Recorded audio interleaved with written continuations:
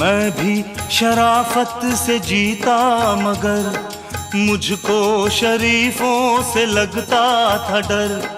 सबको पता था मैं कमजोर हूँ, मैं इसलिए आज कुछ और हूँ, कुछ और हूँ, कुछ और हूँ।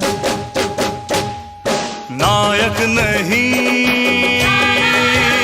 खलनायक हूँ मैं, जुल्मी बड़ा दुखदायक हूँ मैं। है प्यार क्या मुझको क्या खबर, बस यार नफरत के लायक हूँ मैं।